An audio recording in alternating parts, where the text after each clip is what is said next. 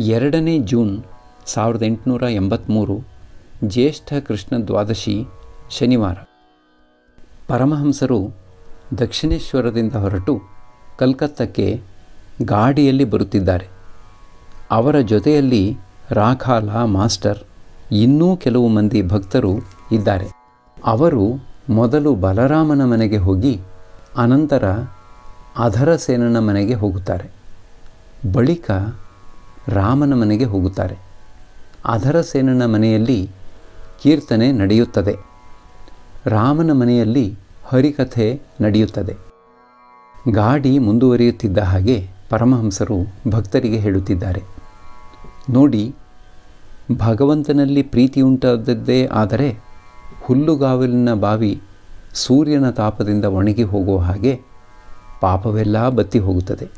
ವಿಷಯ ಸುಖಗಳ ಮೇಲೆ, ಅಂದರೆ ಕಾಮಕಾಂಚನಗಳ ಮೇಲೆ ಪ್ರೀತಿ ಇತ್ತು ಎಂದರೆ ಅವು ಹಾಗಾಗುವುದಿಲ್ಲ. ಹೃದಯದಲ್ಲಿ ವಿಷಯಾಸಕ್ತಿ ಇದ್ದುದೇ ಆದರೆ ಕೇವಲ ಸನ್ಯಾಸದಿಂದ ಯಾವ ಉಪಕಾರವೂ ಆಗದು. ಇದು ಉಗುಳನ್ನು ಉಗುಳಿ ಮತ್ತೆ ಅದನ್ನೇ ನುಂಗಿದ ಹಾಗಾಗುತ್ತದೆ. ಕೆಲವು ನಿಮಿಷಗಳು ಸುಮ್ಮನೆ ಕುಳಿತಿದ್ದು ಮತ್ತೆ ಹೇಳುತ್ತಿದ್ದಾರೆ, ಬ್ರಾಹ್ಮ ಸಮಾಜದವರು ಸಾಕಾರವನ್ನು ಒಪ್ಪುವುದಿಲ್ಲ. ನಗುತ್ತಾ ನರೇಂದ್ರ ಹೇಳುತ್ತಾನೆ, ಸಾಕಾರ ಭಗವಂತ ಕೇವಲ ಪುತ್ಥಳಿಕೆ ಎಂದು. ಆತ ಮತ್ತೆ ಹೇಳುತ್ತಾನೆ, ಏನು, ಅವರು ಇನ್ನೂ ಕಾಳಿ ದೇವಾಲಯಕ್ಕೆ ಹೋಗುತ್ತಿದ್ದಾರೆಯೇ? ಪರಮಹಂಸರ ಗಾಡಿ ಬಲರಾಮನ ಮನೆಯನ್ನು ಮುಟ್ಟಿತು. ಬಲರಾಮ ಅವರನ್ನು ಎದುರುಗೊಂಡು ಒಳಕ್ಕೆ ಕರೆದುಕೊಂಡು ಹೋದ. ಸುಮಾರು ಅಪರಾಹ್ನ 4 ಗಂಟೆ ಸಮಯಕ್ಕೆ ನಂದನವನದ ಯಜ್ಞನಾಥ ಪರಮಹಂಸರನ್ನು ತನ್ನ ಮನೆಗೆ ಆಹ್ವಾನಿಸಲು ಬಂದಿದ್ದಾನೆ. ತಮ್ಮ ದೇಹ ಸೌಖ್ಯ ಸರಿಯಾಗಿದ್ದರೆ ಬರುವುದಾಗಿ ಪರಮಹಂಸರು ತಿಳಿಸಿದರು. ಯಜ್ಞನಾಥ ಹೊರಟು ಹೋದ ನಂತರ ಪರಮಹಂಸರು ಇದ್ದಕ್ಕಿದ್ದ ಹಾಗೆ ಭಾವಾವಿಷ್ಟರಾಗಿ ಬಿಟ್ಟರು. ಅವರು ಭಗವತಿಗೆ ಹೇಳುತ್ತಿದ್ದಾರೆ, ತಾಯಿ, ನಿಲ್ಲಿಸು, ಏನಿದೆಲ್ಲ ನೀನು ನನಗೆ ತೋರಿಸುತ್ತಾ ಇರುವುದು? ಇವೆಲ್ಲ ಏಕೆ? ರಾಖಾಲ ಮುಂತಾದವರ ಮೂಲಕ ತೋರಿಸುತ್ತಾ ಇದ್ದೀಯಲ್ಲ, ಇವೆಲ್ಲ ಏನು? ರೂಪವೆಲ್ಲ ಅದೃಶ್ಯವಾಗುತ್ತಿದೆ. ಆದರೆ ತಾಯೇ, ಯಾರನ್ನು ಮನುಷ್ಯ ಅಂತ ಕರೆಯುತ್ತೇವೆಯೋ ಆತ ಕೇವಲ ದಿಂಬಿನ ಚೀಲ. ಆತ ದಿಂಬಿನ ಚೀಲವಲ್ಲದೆ ಬೇರೆ ಏನೂ ಅಲ್ಲ. ಆತನಲ್ಲಿರುವ ಚೈತನ್ಯ ನಿನ್ನದೇ. ತಾಯೇ, ನವೀನ ಬ್ರಹ್ಮಜ್ಞಾನಿಗಳಿಗೆ, ಬ್ರಾಹ್ಮ ಸಮಾಜದವರಿಗೆ ನಿನ್ನ ಆನಂದ ರಸ ದೊರೆತಿಲ್ಲ. ಅವರ ಕಣ್ಣಿನಲ್ಲಿ ಹರ್ಷವಿಲ್ಲ. ಹಾಗೇ ಮುಖದಲ್ಲೂ ಪ್ರೇಮಭಕ್ತಿ ಉಂಟಾಗದವರೆಗೆ ಏನೂ ದೊರೆಯುವ ಹಾಗಿಲ್ಲ. ಹೇ ತಾಯೇ, ನಿನ್ನನ್ನು ನಾನು ಪ್ರಾರ್ಥನೆ ಮಾಡಿಕೊಂಡಿದ್ದೆ, ನನ್ನಂಥ ಒಬ್ಬ ಜೊತೆಗಾರನನ್ನು ನನಗೆ ಕೊಡುವ ಹಾಗೆ. ಅದಕ್ಕಾಗಿಯೇ ನೀನು ರಾಖಾಲನನ್ನು ಕೊಟ್ಟಿರುವುದು ಅಂತ ಕಾಣುತ್ತದೆ. ಪರಮಹಂಸರು ಅಧರನ ಮನೆಗೆ ಬಂದಿದ್ದಾರೆ. ಕೀರ್ತನೆಗೆ ಸಿದ್ಧತೆ ನಡೆಯುತ್ತಿದೆ. ಅಧರಸೇನನ ನೆರೆಹೊರೆಯವರು ಮತ್ತು ಇನ್ನೂ ಅನೇಕ ಭಕ್ತರು ಪರಮಹಂಸರ ದರ್ಶನ ಪಡೆಯಲು ಬಂದಿದ್ದಾರೆ. ಅವರ ಅಮೃತವಾಣಿ ಕೇಳಲು ಎಲ್ಲರೂ ಕಾತರರಾಗಿ ಕುಳಿತಿದ್ದಾರೆ. ಶ್ರೀರಾಮಕೃಷ್ಣರು ಭಕ್ತರಿಗೆ, ಸಂಸಾರ ಮುಕ್ತಿ ಎರಡೂ ಭಗವಂತನ ಇಚ್ಛೆಗೆ ಅನುಸಾರ. ಆತನೇ ಅಜ್ಞಾನದ ಹೊದ್ದಿಕೆ ಹೊದಿಸಿ ಮನುಷ್ಯನನ್ನು ಸಂಸಾರದಲ್ಲಿ ಇಟ್ಟಿದ್ದಾನೆ. ಬಳಿಕ ಆತನೇ ಇಚ್ಛೆಪಟ್ಟು ತನ್ನ ಹತ್ತಿರಕ್ಕೆ ಕರೆಸಿಕೊಂಡಾಗ ಆತನಿಗೆ ಮುಕ್ತಿ ದೊರೆಯುತ್ತದೆ. ಇದು ಮಗು ಹೊರಗೆಲ್ಲೋ ಆಟಕ್ಕೆ ಹೋಗಿರುವಾಗ ಊಟದ ಸಮಯಕ್ಕೆ ತಾಯಿ ಅದನ್ನು ಕರೆಯುವ ಹಾಗೆ. ಮುಕ್ತಿಯ ಸಮಯ ಬಂತು ಎಂದರೆ ಆಗ ಆತ ಮನುಷ್ಯನಿಗೆ ಸಾಧು ಸಂಘ ದೊರಕಿಸಿಕೊಡುತ್ತಾನೆ. ಜೊತೆಗೆ ತನ್ನನ್ನು ಪಡೆದುಕೊಳ್ಳಲು ಬೇಕಾಗುವ ವ್ಯಾಕುಲತೆಯನ್ನೂ ಉಂಟು ಮಾಡಿಕೊಡುತ್ತಾನೆ. ನೆರೆಯವ, ಮಹಾಶಯರೇ, ಯಾವ ವಿಧದ ವ್ಯಾಕುಲತೆ? ಶ್ರೀರಾಮಕೃಷ್ಣರು, ಕೆಲಸ ಕಳೆದುಕೊಂಡ ಗುಮಾಸ್ತನ ವ್ಯಾಕುಲತೆಯ ಹಾಗೆ. ಆತ ದಿನವೂ ಆಫೀಸುಗಳಿಗೆಲ್ಲ ಅಲೆಯುತ್ತಲೇ ಇರುತ್ತಾನೆ. ಕೆಲಸ ಖಾಲಿ ಇದೆಯೇ ಎಂದು ವಿಚಾರಿಸುತ್ತಾ. ವ್ಯಾಕುಲತೆ ಉಂಟಾಯಿತು ಎಂದರೆ ಮನುಷ್ಯ ಭಗವಂತನಿಗಾಗಿ ಸುಮ್ಮನೆ ಹಾತೊರೆಯುತ್ತಿರುತ್ತಾನೆ. ಎಲೆ ಅಡಿಕೆ ಎಗೆಯುತ್ತಾ, ಮೀಸೆ ಹುರಿ ಮಾಡುತ್ತಾ, ಯಾವ ಯೋಚನೆಯೂ ಇಲ್ಲದೆ ಕಾಲ ಮೇಲೆ ಕಾಲು ಹಾಕಿಕೊಂಡು ಸುಖವಾಗಿ ಆರಾಮ ಕುರ್ಚಿಯ ಮೇಲೆ ಕುಳಿತಿರುವ ಮೋಜುಗಾರನಿಗೆ ಭಗವಂತನ ಸಾಕ್ಷಾತ್ಕಾರ ದೊರೆಯುವುದಿಲ್ಲ. ನೆರೆಯವ ಸಾಧು ಸಂಗ ಮಾಡಿದರೆ ಈ ವ್ಯಾಕುಲತೆ ಉಂಟಾಗಿ ಬಿಡುತ್ತದೆಯೇ? ಶ್ರೀರಾಮಕೃಷ್ಣರು: ಹೌದು, ಸಾಧ್ಯ. ಆದರೆ ಪಾಷಂಡಿಗಳಿಗೆ ಉಂಟಾಗುವುದಿಲ್ಲ. ಸಾಧುವಿನ ಕಮಂಡಲು 4 ಧಾಮಗಳಿಗೂ ಆತನೊಡನೆ ಹೋಗಿ ಬರಬಹುದು. ಆದರೂ ಅದು ಹಿಂದೆ ಹೇಗೆ ಕಹಿಯಾಗಿತ್ತೋ ಹಾಗೆಯೇ ಕಹಿಯಾಗಿರುತ್ತದೆ. ಈಗ ಕೀರ್ತನೆ ಆರಂಭವಾಯಿತು. ಕೀರ್ತನಕಾರ ಶ್ರೀಕೃಷ್ಣನ ಬೃಂದಾವನ ಲೀಲೆಯ ಸಂಬಂಧವಾಗಿ ಹಾಡುತ್ತಿದ್ದಾನೆ. ರಾಧೆ: ಸಖಿ, ನನ್ನ ಪ್ರಾಣ ಹೋಗುವುದರಲ್ಲಿದೆ, ನನ್ನ ಕೃಷ್ಣನನ್ನು ಕರೆದುಕೊಂಡು ಬಂದು ಬಿಡು. ಸಖಿ: ರಾಧೆ, ಶ್ರೀಕೃಷ್ಣ ಮೇಘ ಇನ್ನೇನು ಮಳೆ ಸುರಿಯುವುದರಲ್ಲಿತ್ತು. ಅದನ್ನು ನೀನೇ ನಿನ್ನ ಮುನಿಸೆಂಬ ಬಿರುಗಾಳಿಯಿಂದ ಚದುರಿಸಿಬಿಟ್ಟೆ. ನೀನು ಕೃಷ್ಣನಿಗೆ ಸುಖ ಬಯಸುತ್ತಿಲ್ಲ ಅಂತ ಕಾಣುತ್ತದೆ. ಹಾಗಿದ್ದರೆ ನೀನು ಏಕೆ ಮುನಿಸಿಕೊಳ್ಳುತ್ತಿದ್ದೆ? ರಾಧೆ: ಸಖಿ, ಈ ಹೆಮ್ಮೆ ನನ್ನದಲ್ಲ.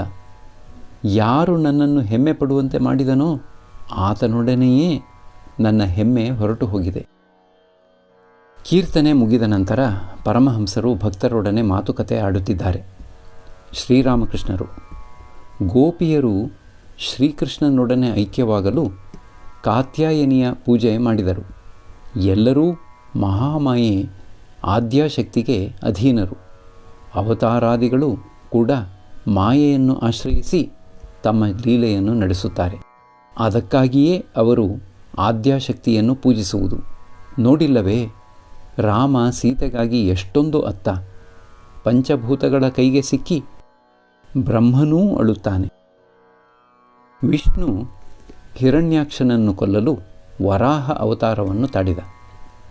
ಆತನನ್ನು ಕೊಂದ ನಂತರ ವರಾಹ ತನ್ನ ಮಕ್ಕಳು ಮರಿಗಳೊಡನೆ ಸುಖವಾಗಿ ಇದ್ದು ಬಿಟ್ಟಿತು. ಅದು ತನ್ನ ನಿಜ ಸ್ವರೂಪ ಏನು ಎಂಬುದನ್ನು ಸಂಪೂರ್ಣ ಮರೆತು ತನ್ನ ಮರಿಗಳಿಗೆ ಹಾಲು ಕೊಡುತ್ತಾ ಆನಂದದ ಜೀವನ ನಡೆಸಿಕೊಂಡು ಹೋಗಲಾರಂಭಿಸಿತು. ದೇವತೆಗಳು ವಿಷ್ಣುವನ್ನು ತನ್ನ ಈ ಅಸಹ್ಯಕರವಾದ ಮೃಗದ ಜೀವನ ಬಿಟ್ಟು ದೇವಲೋಕಕ್ಕೆ ಹಿಂದಿರುಗಬೇಕೆಂದು ಎಷ್ಟು ಒತ್ತಾಯಪಡಿಸಿದರೂ ಆತ ಕಿವಿಗೊಡದೇ ಹೋದ. ದೇವತೆಗಳೆಲ್ಲ ಒಂದು ಸಭೆ ಸೇರಿ ಒಂದು ನಿರ್ಧಾರಕ್ಕೆ ಬಂದು ಶಿವನನ್ನು ವರಾಹದ ಹತ್ತಿರಕ್ಕೆ ಕಳುಹಿಸಿದರು. ಶಿವ ಹಂದಿಯನ್ನು ಕೇಳಿದ: ನೀನು ನಿನ್ನ ನಿಜ ಸ್ವರೂಪವನ್ನು ಏಕೆ ಮರೆತು ಬಿಟ್ಟಿದ್ದೀಯೇ?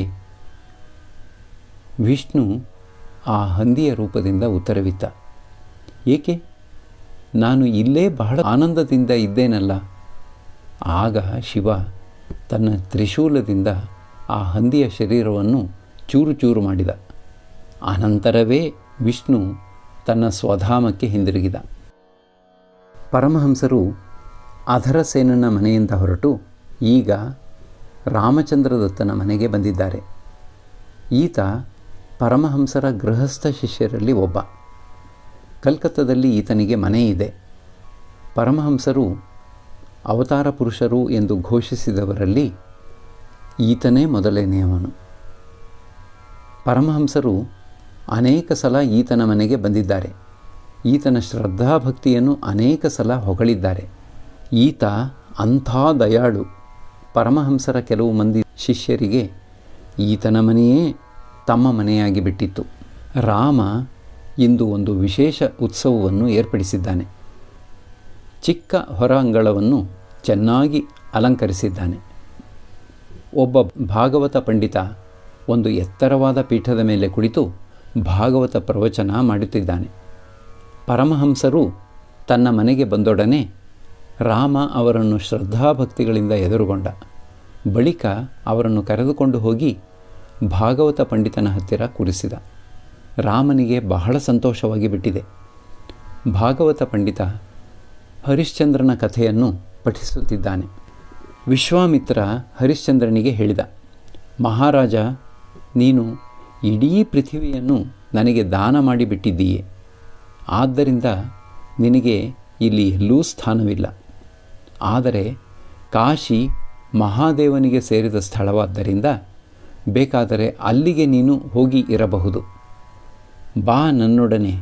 ನಿನ್ನನ್ನು ನಿನ್ನ ಸಹಧರ್ಮಿಣಿ ಶೈಬ್ಯೆಯನ್ನು ನಿನ್ನ ಪುತ್ರ ರೋಹಿತಾಶ್ವನನ್ನು ಅಲ್ಲಿಗೆ ಕರೆದುಕೊಂಡು ಹೋಗಿ ಬಿಡುತ್ತೇನೆ. ಅಲ್ಲಿ ನೀನು ನನಗೆ ಕೊಡಬೇಕಾಗಿರುವ ದಕ್ಷಿಣೆಯನ್ನು ಸಂಪಾದಿಸಿ ಕೊಡುವೆಯಂತೆ. ಬಳಿಕ ರಾಜಕುಟುಂಬದವರು ವಿಶ್ವಾಮಿತ್ರನೊಡನೆ ಮುಂದುವರಿದು ಕಾಶಿಯನ್ನು ತಲುಪಿ ವಿಶ್ವನಾಥನ ದರ್ಶನ ಪಡೆದರು. ವಿಶ್ವನಾಥ ಎಂಬ ಪದ ಕಿವಿಗೆ ಬಿದ್ದೊಡನೆಯೇ ಪರಮಹಂಸರು ಭಾವಾವಿಷ್ಟರಾಗಿ ಬಿಟ್ಟರು. ಅಸ್ಪಷ್ಟ ಸ್ವರದಿಂದ ಶಿವ ಶಿವ ಎಂದು ಉಚ್ಚರಿಸುತ್ತಿದ್ದಾರೆ. ಭಾಗವತ ಪಂಡಿತ ಕಥೆ ಮುಂದುವರಿಸುತ್ತಿದ್ದಾನೆ. ಹರಿಶ್ಚಂದ್ರನಿಗೆ ದಕ್ಷಿಣೆಯ ಹಣ ಸಂಪಾದಿಸಲು ಸಾಧ್ಯವಾಗಲಿಲ್ಲ. ಆದ್ದರಿಂದ ಆತ ಒಬ್ಬ ಬ್ರಾಹ್ಮಣನಿಗೆ ತನ್ನ ಧರ್ಮಪತ್ನಿಯನ್ನು ಮಾರಬೇಕಾಯಿತು. ಶೈಬ್ಯೆಯ ಜೊತೆಯಲ್ಲೇ ರೋಹಿತಾಶ್ವ ಹೋಗಬೇಕಾಯಿತು. ಆ ಹಣವೂ ಸಾಲದೆ ಹೋದುದರಿಂದ ಹರಿಶ್ಚಂದ್ರ ತನ್ನನ್ನೂ ಒಬ್ಬ ಚಂಡಾಲನಿಗೆ ಮಾರಿಕೊಂಡ. ಆ ಚಂಡಾಲನಿಗೊಂದು ರುದ್ರಭೂಮಿ ಇತ್ತು. ಆತ ಹರಿಶ್ಚಂದ್ರನನ್ನು ಅದರ ಮೇಲ್ವಿಚಾರಕನನ್ನಾಗಿ ನೇಮಿಸಿದ. ಒಂದು ದಿನ ರೋಹಿತಾಶ್ವ ತನ್ನ ಯಜಮಾನನಿಗೆ ಹೂವು ಕೊಯ್ಯುತ್ತಿದ್ದಾಗ ಒಂದು ಕಾಳಸರ್ಪ ಅವನನ್ನು ಕಡಿದು ಬಿಟ್ಟಿತು. ಅಂದಿನ ರಾತ್ರಿಯೇ ಆತ ಸತ್ತು ಹೋದ. ಈ ಹುಡುಗನ ಶವ ಸಂಸ್ಕಾರ ಮಾಡಲು ಆ ಮನೆಯ ಕಠೋರ ಹೃದಯಿಯಾದ ಬ್ರಾಹ್ಮಣ ಶೈಬ್ಯೆಗೆ ಸ್ವಲ್ಪವೂ ಸಹಾಯ ನೀಡಲೇ ಇಲ್ಲ. ಆತ ಹಾಸಿಗೆಯನ್ನು ಬಿಟ್ಟು ಏಳಲೇ ಇಲ್ಲ. ಅಂದಿನ ರಾತ್ರಿ ಅಮಾವಾಸ್ಯೆಯ ಗಾಢಾಂಧಕಾರದಿಂದ ಕೂಡಿತು. ಸಾಲದುದಕ್ಕೆ ಬಿರುಗಾಳಿ ಮಳೆ ಬೇರೆ. ಮಿಂಚು ಫಳೀರ್ ಫಳೀರ್ ಅಂತ ಕಾರ್ಮುಗಿಲನ್ನು ಸೀಳುತ್ತಿತ್ತು. ಶೈಬ್ಯೆ ಏಕಾಕಿಯಾಗಿಯೇ ತನ್ನ ಸತ್ತ ಮಗನ ಶರೀರವನ್ನು ಹೆಗಲ ಮೇಲೆ ಹಾಕಿಕೊಂಡು ಸ್ಮಶಾನಕ್ಕೆ ಹೊರಟಳು. ಭಯಾಕುಲಳಾಗಿ ಶೋಕಾಕುಲಳಾಗಿದ್ದಾಳೆ. ಚಂಡಾಲ ಆಕೆಯಿಂದ ನೆಲದ ಹಾಗ ಕೇಳುತ್ತಿದ್ದಾನೆ. ತನ್ನ ಪತಿಯೇ ಆ ವೇಷದಲ್ಲಿದ್ದಾನೆ ಎಂಬುದು ಆಕೆಗೆ ಗೊತ್ತಾಗಲಿಲ್ಲ. ಆಕೆಯ ಹತ್ತಿರ ಒಂದು ಕಾಸೂ ಇರಲಿಲ್ಲ. ತನ್ನ ದುಃಖ ಪರಂಪರೆಗಳನ್ನೆಲ್ಲ ನೆನೆಸಿಕೊಂಡು ಸುಮ್ಮನೆ ಗೊಳೋ ಅಂತ ಅಳಲಾರಂಭಿಸಿದಳು. ಅಂದಿನ ಗಾಢಾಂಧಕಾರವನ್ನು ಬೆಳಕು ಮಾಡುತ್ತಿದ್ದುದು ಕೇವಲ ಈ ಸುಡುಗಾಡಿನಲ್ಲಿ ಉರಿಯುತ್ತಿದ್ದ ಹೆಣಗಳ ಜ್ವಾಲೆಯೇ. ಆಕೆಯ ತಲೆಯ ಮೇಲೆ ಗುಡುಗು ಸುಮ್ಮನೆ ಆರ್ಭಟಿಸುತ್ತಿತ್ತು. ಎದುರುಗಡೆಗೆ ಕರಾಳ ರೂಪದ ಆ ಚಂಡಾಲ ನೆಲದ ಹಾಗ ಕೇಳುತ್ತಿದ್ದ. ಒಮ್ಮೆ ಮಹಾರಾಣಿಯಾಗಿದ್ದ ಶೈಬ್ಯೆ ಸತ್ತ ಮಗನನ್ನು ತನ್ನ ತೊಡೆಯ ಮೇಲೆ ಹಾಕಿಕೊಂಡು ರುದ್ರಭೂಮಿಯಲ್ಲಿ ಕುಳಿತಿದ್ದಾಳೆ. ರಾಜ ಕುಟುಂಬಕ್ಕೆ ಬಂದೊದಗಿದ ವಿಪತ್ತನ್ನು ನೋಡಿ ಅಲ್ಲಿ ನೆರೆದಿದ್ದ ಭಕ್ತರೆಲ್ಲರೂ ಸುಮ್ಮನೆ ಕಣ್ಣೀರು ಸುರಿಸುತ್ತಾ ಗೋಳಾಡಲಾರಂಭಿಸಿದರು. ಆಗ ಪರಮಹಂಸರು ಏನು ಮಾಡುತ್ತಿದ್ದರು? ಅವರು ಏಕಾಗ್ರ ಚಿತ್ತದಿಂದ ಪ್ರವಚನವನ್ನು ಕೇಳುತ್ತಿದ್ದರು. ಒಮ್ಮೆ ಮಾತ್ರ ಅವರ ಕಣ್ಣಿನಲ್ಲಿ ನೀರು ಬಂತು. ಕೂಡಲೇ ಅದನ್ನು ಒರೆಸಿಕೊಂಡು ಬಿಟ್ಟರು. ಭಾಗವತ ಮುಂದುವರಿಸುತ್ತಿದ್ದಾನೆ. ಶೈಬ್ಯೆ ಹಾಗೆ ರುದ್ರಭೂಮಿಯಲ್ಲಿ ಕುಳಿತು ಗೊಳೋ ಎಂದು ಅಳುತ್ತಿರುವಾಗ ಆಕೆ ತನ್ನ ಪತಿಯ ಹೆಸರನ್ನು ಹೊರಗೆಡಹುತ್ತಾನೆ. ಆಗ ಹರಿಶ್ಚಂದ್ರ ಮತ್ತು ಶೈಬ್ಯೆ ಇಬ್ಬರೂ ಕೂಡ ರೋಹಿತಾಶ್ವನಿಗಾಗಿ ಅಳುತ್ತಾರೆ. ಇಷ್ಟು ದುರಿತ ಪರಂಪರೆಗೆ ಒಳಗಾದರೂ ಹರಿಶ್ಚಂದ್ರ ತಾನು ಮಾಡಿದ ದಾನಕ್ಕಾಗಿ ಒಮ್ಮೆಯೂ ಕಿಂಚಿತ್ತೂ ವ್ಯಥೆ ಸೂಚಿಸಲಿಲ್ಲ. ಕೊನೆಗೆ ವಿಶ್ವಾಮಿತ್ರ ಅಲ್ಲಿಗೆ ಬರುವುದು, ರೋಹಿತಾಶ್ವ ಮತ್ತೆ ಬದುಕಿಕೊಳ್ಳುವುದು, ಎಲ್ಲರೂ ವಿಶ್ವೇಶ್ವರನ ದರ್ಶನ ಮಾಡುವುದು, ಹರಿಶ್ಚಂದ್ರನಿಗೆ ಮತ್ತೆ ರಾಜ್ಯಪ್ರಾಪ್ತಿಯಾಗುವುದು ಇವುಗಳ ಸಂಬಂಧವಾಗಿ ಪಠಿಸಿ ಭಾಗವತ ಪಂಡಿತ ಹರಿಶ್ಚಂದ್ರ ವ್ಯಾಖ್ಯಾನವನ್ನು ಸಮಾಪ್ತಿ ಮಾಡಿದ. ಶ್ರೀರಾಮಕೃಷ್ಣರು ಉದ್ಧವ ಸಂವಾದವನ್ನು ಪಠಣ ಮಾಡುವಂತೆ ಭಾಗವತ ಪಂಡಿತನಿಗೆ ಹೇಳಿದರು. ಭಾಗವತ ಪಂಡಿತ ಪಠಿಸುತ್ತಿದ್ದಾನೆ. ಉದ್ಧವ ಬೃಂದಾವನಕ್ಕೆ ಬಂದಾಗ ಗೋವಳರು ಮತ್ತು ಗೋಪಿಯರು ಅತ್ಯಾತುರತೆಯಿಂದ ಓಡಿಬಂದು ಆತನನ್ನು ಸಂಧಿಸಿ ಕೇಳಿದರು, ನಮ್ಮ ಕೃಷ್ಣ ಹೇಗಿದ್ದಾನೆ? ಏನು ಆತ ನಮ್ಮನ್ನು ಸಂಪೂರ್ಣವಾಗಿ ಮರೆತು ಬಿಟ್ಟನೇ? ನಮ್ಮನ್ನು ಎಂದಾದರೂ ಜ್ಞಾಪಿಸಿಕೊಳ್ಳುತ್ತಿರುವನೇ?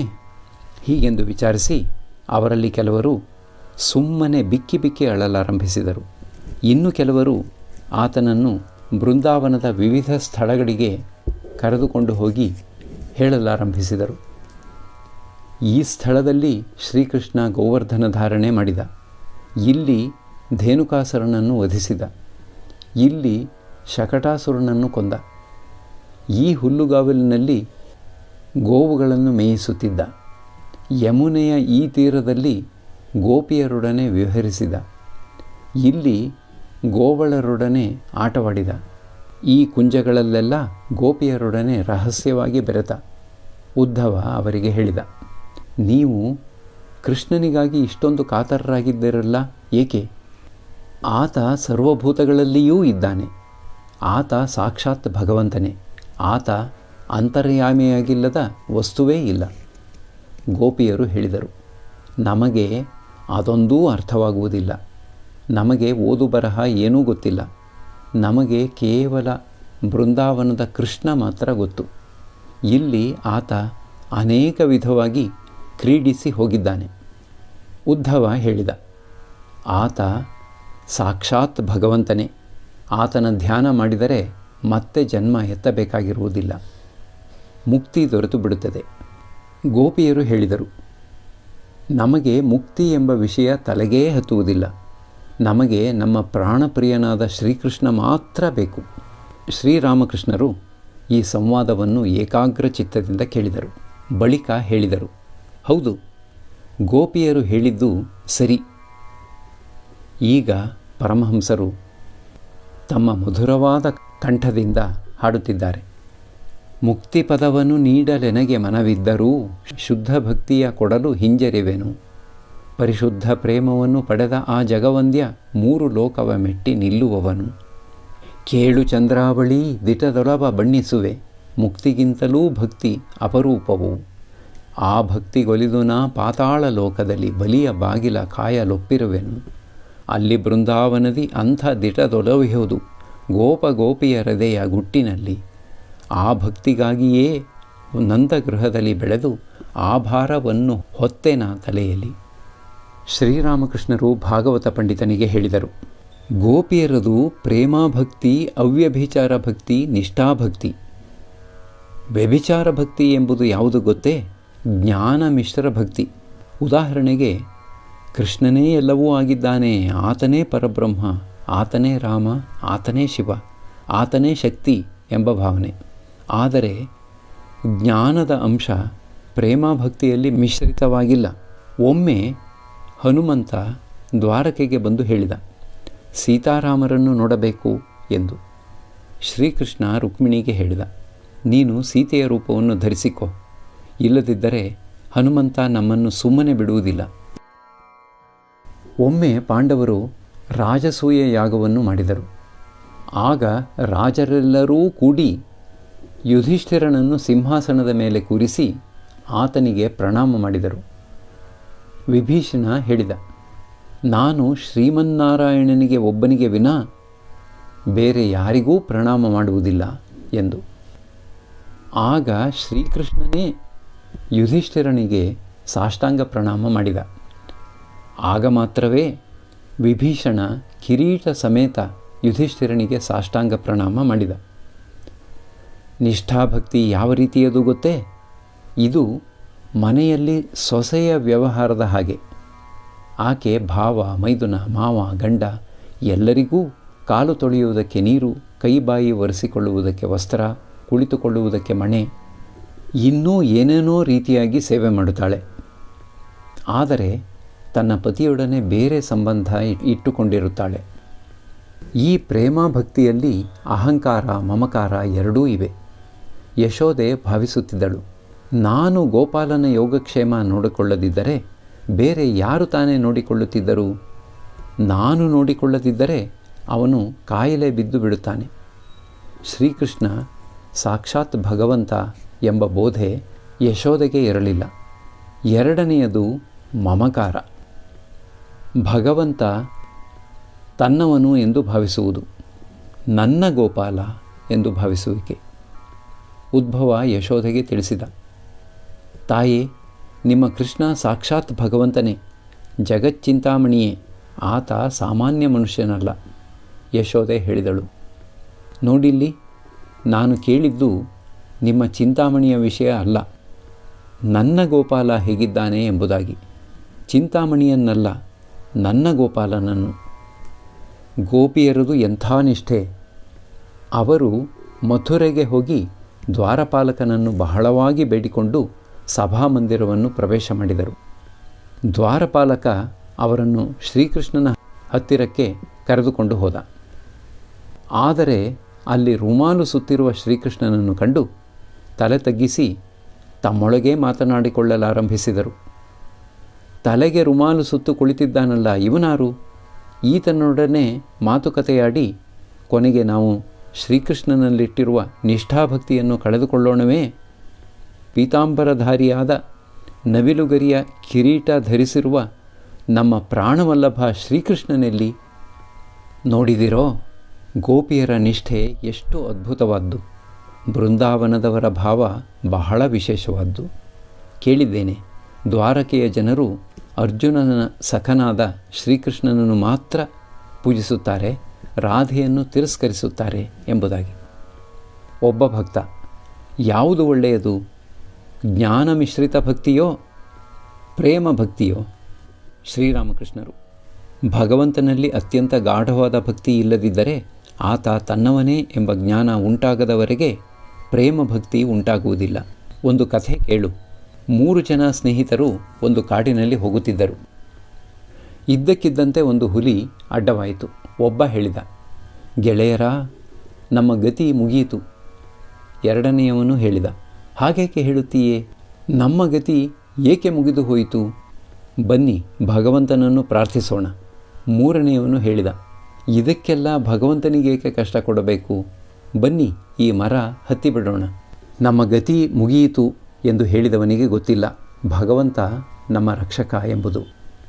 ಭಗವಂತನನ್ನು ಪ್ರಾರ್ಥಿಸೋಣ ಎಂಬುದಾಗಿ ಹೇಳಿದವ ಜ್ಞಾನಿ. ಜ್ಞಾನಿಗೆ ಗೊತ್ತಿದೆ ಭಗವಂತ ಸೃಷ್ಟಿ ಸ್ಥಿತಿ ಪ್ರಳಯ ಮಾಡುತ್ತಾನೆ ಎಂದು. ಆದರೆ ಯಾರು ಇದಕ್ಕೆಲ್ಲ ಭಗವಂತನಿಗೇಕೆ ಕಷ್ಟ ಕೊಡಬೇಕು, ಬನ್ನಿ ಈ ಮರ ಹತ್ತಿಬಿಡೋಣ ಎಂದು ಹೇಳಿದನೋ ಆತನ ಹೃದಯದಲ್ಲಿ ಪ್ರೇಮ ಅಂಕುರಿಸಿದೆ, ಪ್ರೀತಿ ಹುಟ್ಟಿದೆ. ಪ್ರೇಮದ ಸ್ವಭಾವವೇ ಅಂಥದು. ಅದು ತನ್ನ ಪ್ರೀತಿಪಾತ್ರನಿಗಿಂತ ತಾನೇ ಬಲಶಾಲಿ ಎಂಬುದಾಗಿ ಭಾವಿಸುವಂತೆ ಮನುಷ್ಯನನ್ನು ಪ್ರೇರಿಸುತ್ತದೆ. ಪ್ರೀತಿಪಾತ್ರನಿಗೆ ಯಾವ ತೊಂದರೆಯೂ ಆಗದ ರೀತಿಯಲ್ಲಿ ನೋಡಿಕೊಳ್ಳುತ್ತಾನೆ. ತನ್ನ ಪ್ರೀತಿಪಾತ್ರನ ಕಾಲಿಗೆ ಒಂದು ಮುಳ್ಳೂ ನೆಟ್ಟಕೂಡದು ಎಂಬುದೇ ಆತನ ಹಗಲಿರುಳ ಚಿಂತನೆ. ರಾಮಚಂದ್ರ ದತ್ತ ಪರಮಹಂಸರಿಗೆ ಮತ್ತು ಭಕ್ತರೆಲ್ಲರಿಗೂ ಬಗೆ ಬಗೆಯ ಸಿಹಿ ತಿಂಡಿಗಳಿಂದ ಉಪಹಾರ ಮಾಡಿಸಿದ.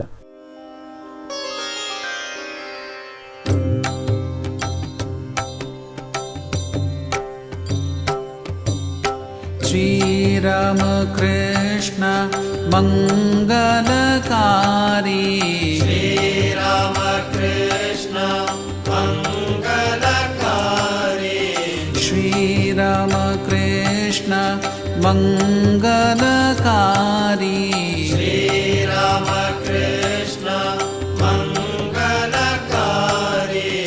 ನಮೋ ನಾರಾಯಣ ಭವದುಃಖಹಾರಿ, ನಮೋ ನಾರಾಯಣ ಭವದುಃಖಹಾರಿ, ನಮೋ ನಾರಾಯಣ ಭವದುಃಖಹಾರಿ, ನಮೋ